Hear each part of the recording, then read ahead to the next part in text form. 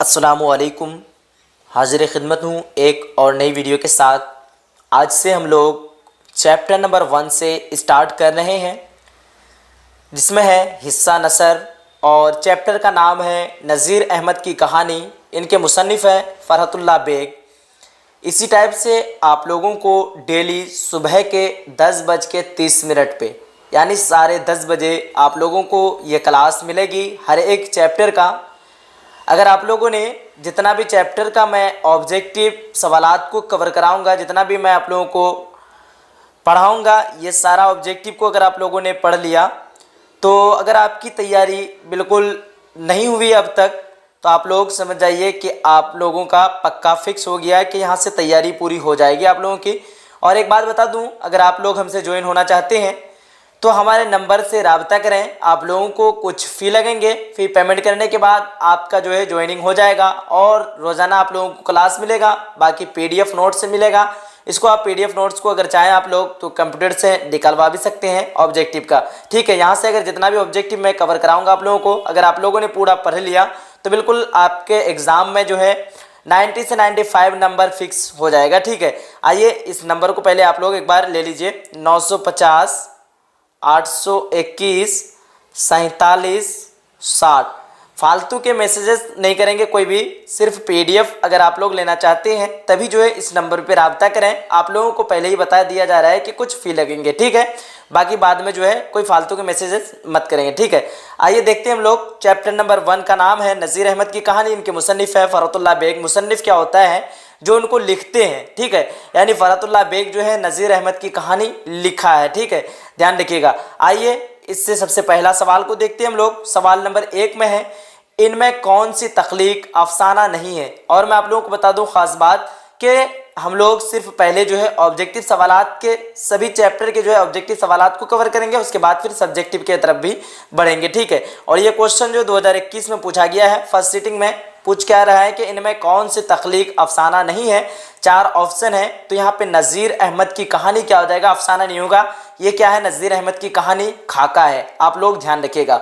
आगे देखते हैं अगला सवाल। सवाल नंबर 2 में है, दर्ज झैल में से नावल कौन है?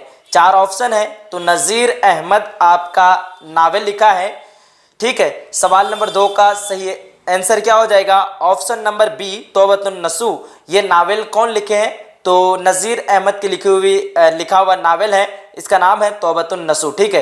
ये नावल है, ठीक है। आइए देखते हैं सवाल नंबर 3 में है, मिर्ज़ा फ़रहतुल्लाह बेग के उस्ताद कौन थे? 4 ऑप्शन है, तो ये नज़ीर अहमद कौन थे? मिर्ज़ा फ़रहतुल्लाह बेग के जो है उस्ताद थे, ठीक है। ध्यान रखिएगा, नज़ीर अहमद कौन थे? उस्ताद थे। किसके उस्ताद थे? तो मिर्ज़ा फ़रहतुल्लाह बेग के जो है उस्ताद थे। ये क्वेश्चन काफ़ी बार रिपीट हो रहा है, यहाँ आप लोग देख सकते हैं 2019-2020 में भी रिपीट हुआ है और फर्स्ट सिटिंग में, ठीक है। देखिएगा अगला सवाल है सवाल नंबर 4 में कि उर्दू का पहला खाका निगार कौन है? यहाँ पे खाका निगार की बात करें, सवाल नंबर 4 का सही आंसर हो जाएगा फ़रहतुल्लाह बेग। क्या हो जाएगा? फ़रहतुल्लाह बेग क्या लिखे हैं? खाका लिखे हैं। एक नज़ीर अहमद की कहानी आपके किताब में शामिल है और भी खाका निगार हैं, तो यहाँ पे पहला खाका निगार जो है इसे ही तस्लीम किया जाता है। ये सवाल 2017 में पूछा गया है, 2020 में पूछा गया है, आप लोग ध्यान रखिएगा। अगला सवाल देखिएगा, 5 नंबर सवाल है, नज़ीर अहमद फ़रहतुल्लाह बेग के कौन थे? 4 ऑप्शन है। सवाल नंबर 5 का राइट आंसर की बात करें, ऑप्शन नंबर सी हो जाएगा, उस्ताद हो जाएगा। क्या हो जाएगा? नज़ीर अहमद जो है फ़रहतुल्लाह बेग के कौन थे? उस्ताद थे। अगला क्वेश्चन से आप लोगों को समझ लेना चाहिए था।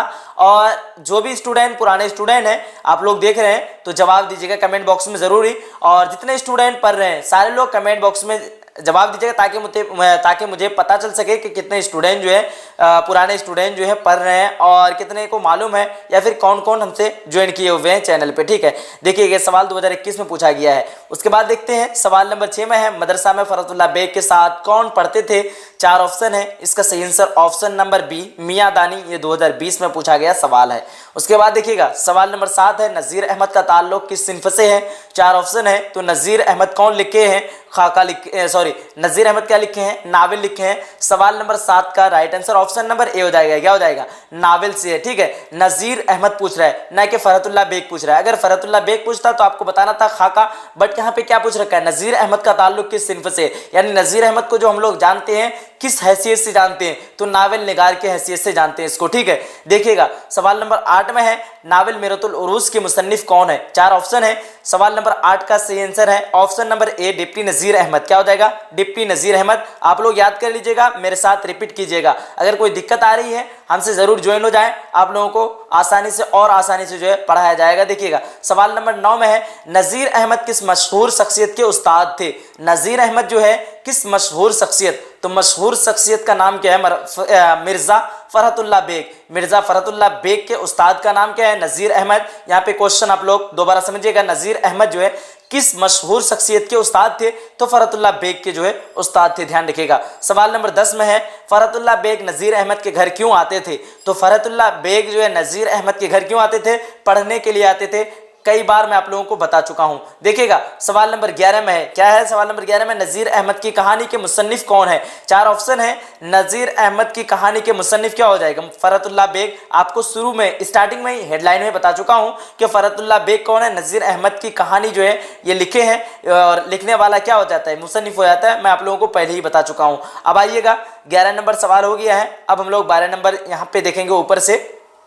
चलिए अब देखते हैं सवाल नंबर 12 में है, क्या है सवाल नंबर 12 में? नज़ीर अहमद की कहानी का ताल्लुक किस सिन्फ अदब से है?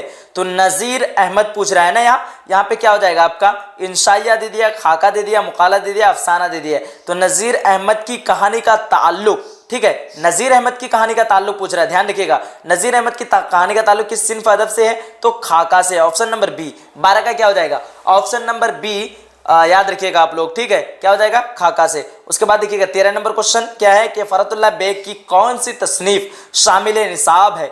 तो फरहतुल्लाह बेग जो है कौन सी तसनीफ लिखी है?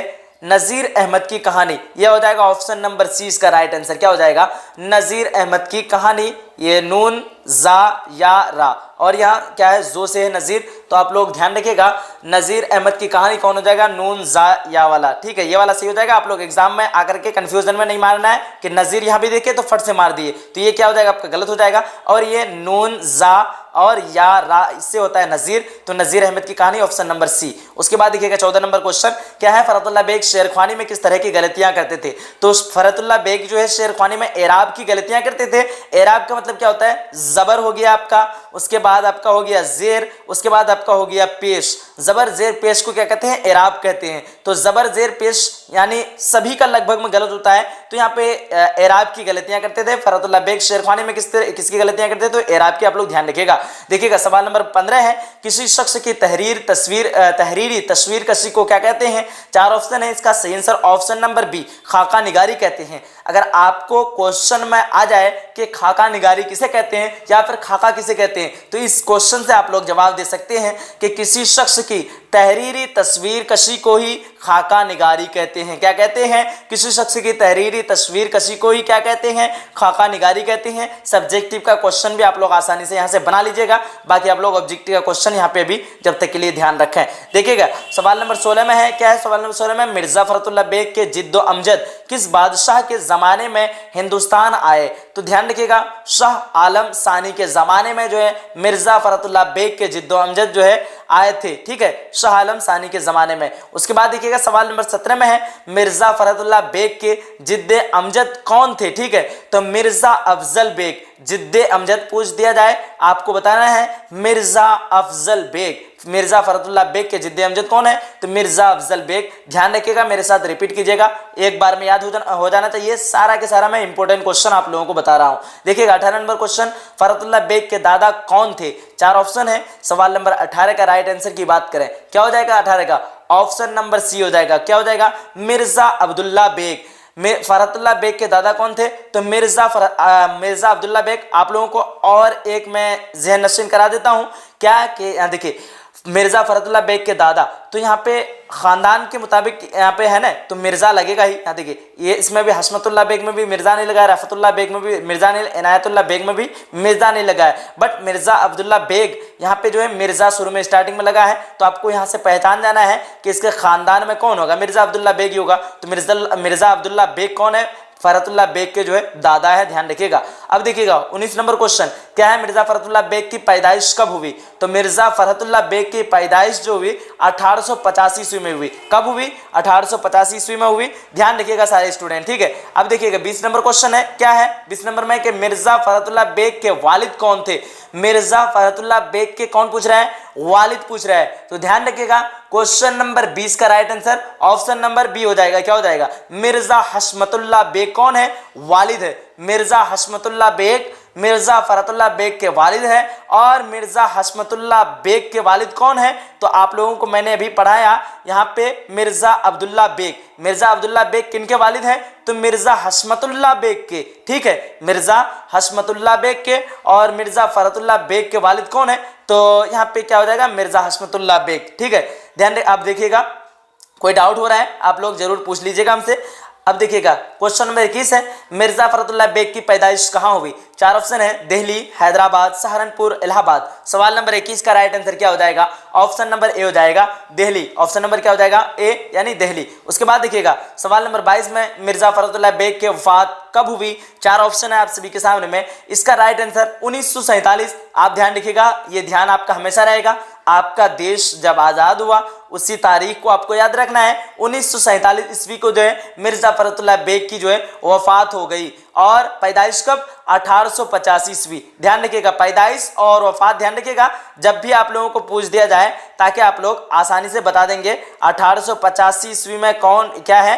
तो आपको ध्यान रखा है पैदाइश और वफात 1947 जब देश आजाद हुए थे, ये दोनों चीज आप लोग याद रखेंगे ना। अगर आपको मिर्जा फरहतुल्लाह बेग के बारे में 5 इसमें लाइन में अगर मांगे तो आप लोग बना चना के लिख देंगे। स्टार्टिंग में पैदाइश लिख देंगे, लास्ट में आपको वफात लिख देना है, बाकी उनके वालिद का नाम बता देना है, कहाँ से है। आप लोगों को सारा चीज मालूम ही चल गया, दिल्ली में पैदा हुआ उनका, उसके बाद उनके वालिद का नाम क्या है, उनके दादा का नाम क्या है, वो क्या है, किस हैसियत से जाना जाते हैं, खाका निगारी के हैसियत से जाना जाते हैं। और ये जो है एक मुसन्निफ लिखा सॉरी ये अपना एक खाका लिखा है जो हमारे निसाब में शामिल है। यानी आपको कुछ भी बना के अगर लिखने बोलेगा, ऑब्जेक्टिव अगर बना लेंगे तो 5 नंबर का क्वेश्चन आसानी के साथ आप लोग बना लेंगे, बिल्कुल, ठीक है। जो जितना चीज मैं बता रहा हूं, अगर आप लोग ऑब्जेक्टिव का उतना ही चीज याद रखेंगे ना, आसानी से आप 5 नंबर वाला क्वेश्चन को कवर करेंगे, 2 नंबर वाला क्वेश्चन को कवर करेंगे। बट आपका तैयारी होना चाहिए ऑब्जेक्टिव का बिल्कुल पक्का, ईमानदारी के साथ आप लोगों की तैयारी होनी चाहिए, ठीक है। देखिएगा अगला सवाल पूछ रखा है, क्या पूछ रखा है कि रॉकफेलर कौन था? 4 ऑप्शन है। सवाल नंबर 21 का राइट आंसर क्या हो जाएगा? 21 नंबर यहाँ दूसरी तरफ शायद क्या हम आ गए, कहाँ तक था? 21 नंबर तक था। अच्छा 20 नंबर तो हो गया उधर। हाँ तो एक मिनट देखता हूँ मैं। 22 अच्छा ऊपर में होगा, इधर इस साइड में है 23 नंबर क्वेश्चन। 22 तक हो गया था ना। हाँ 23 नंबर क्वेश्चन यहाँ पे है ऊपर में, देखिएगा 23 नंबर क्वेश्चन क्या है? फरहतुल्लाह बेग के मजमुआ मज़ामीन फरहत के नाम से कितने जिल्दों में शाये हुए? तो ये क्या हो जाएगा आपका? ऑप्शन नंबर ए 7 जिल्दों में जो है शाये हुए। 23 का क्या हो जाएगा? ऑप्शन नंबर ए 7 जिल्दों में। अगर आप लोग इसी तरह तैयारी करना चाहते हैं, रोजाना क्लास करना चाहते हैं, हमसे ज़रूर आज ही ज्वाइन हो जाएं। आपको जो है यहाँ पे कुछ फी लगेंगे, ये नंबर पे आप लोग राब्ता करके हमसे ज़रूर ज्वाइन हो जाएं। 950, एक बार मैं क्लियर से आपको नंबर दे रहा हूँ, 950, उसके बाद 821 47, उसके बाद आपका 60, यानी 9508214760। इस नंबर से राब्ता करके आप मुकम्मल कोर्स कर सकते हैं। यहाँ से आपका काफ़ी, मैं जानता हूँ काफ़ी कम टाइम रहा है, बट आपकी तैयारी पूरी तैयारी मैं कराऊंगा, पूरा गारंटी लेता हूं मैं। चलिए फिर आप लोग वीडियो को लाइक कीजिएगा, अपने सभी फ्रेंड तक शेयर कीजिएगा और ज़्यादा से ज़्यादा जो है सब लोगों को ज्वाइन कीजिएगा। मिलते हैं अगली वीडियो में, जब तक के लिए खुदा हाफिज़, जय हिंद, जय भारत। अगर वीडियो अच्छा लगा है तो आप लोग लाइक करके अपना जो है बताएंगे कि हाँ हम लोगों को वीडियो जो है अच्छा लगा, और कमेंट भी ज़रूर कीजिएगा ताकि मुझे पता चल सके कि कितने स्टूडेंट वॉच कर रहे हैं। चलिए मिलते हैं अगली वीडियो में, जब तक के लिए खुदा हाफिज़।